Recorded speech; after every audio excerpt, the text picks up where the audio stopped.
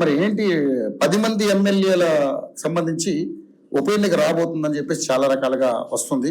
So speaker ఆదేశాల మేరకు ఆయనకి విచక్షణాధికారాలకు ఇచ్చారు కోర్టు, సుప్రీంకోర్టు. బట్ అక్కడి నుంచి ఎటువంటి రెస్పాన్స్ లేదు. బట్ ఏంటి నెక్స్ట్ మరి కోర్టు తీర్పు ఏ విధంగా ఉండబోతుంది? ఒకవేళ ఉప ఎన్నిక వస్తే సిద్ధంగా ఉన్నారా? 100% ఏదైనా డౌట్ నో పార్టీ ఆ టైమే రెడీ ఉన్నాం. బిఆర్ఎస్ టైంలోనే 200 కోట్లు 100 కోట్లు అందరికి తాపిచ్చి గెలిచేది వాళ్ళు. అప్పుడే కాంగ్రెస్ పార్టీ రెడీ. ఇప్పుడు మా ప్రభుత్వం ఉన్నది, రేవంత్ రెడ్డి గారు ముఖ్యమంత్రి ఉన్నారు, ఆయన ఎవరో ఇయాకి విన్నాడు.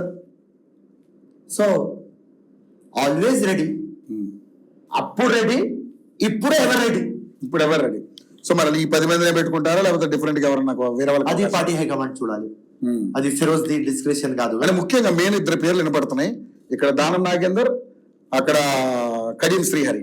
వీళ్ళిద్దరి గురించి ఏం చెప్పాలనుకుంటారు? ఎందుకంటే వీళ్ళిద్దరు కొంచెం డిఫరెంట్ గా ఉంది. వాళ్ళు ఎక్కడి నుంచి కంటెస్ట్ చేయాలి వాళ్ళు డిసైడ్ చేస్తారు. అంటే వాళ్ళు మళ్ళీ సొంత గూటికి వెళ్ళాలనుకుంటున్నారు కదా.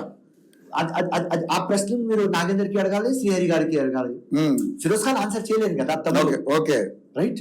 మరి వెళ్ళాలనుకుంటే మీరు ఆ ప్లేస్ లో కొత్త పెట్టాలి కదా. అది ఇష్టాలు చూసుకుంటుంది అంటారు. 100%. అంటే మీ పార్టీలో ఉంటూ మరి ఆ పార్టీకి సపోర్ట్ చేస్తూ మాట్లాడిన వాళ్ళు ఏమనొచ్చు? ఇది పాలిటిక్స్. ఇది ఇట్లాంటి దానిలో మనం పోవద్దు. ఎందుకంటే 2 days మాట్లాడవచ్చు ఈ సబ్జెక్ట్ మీద. ఓకే.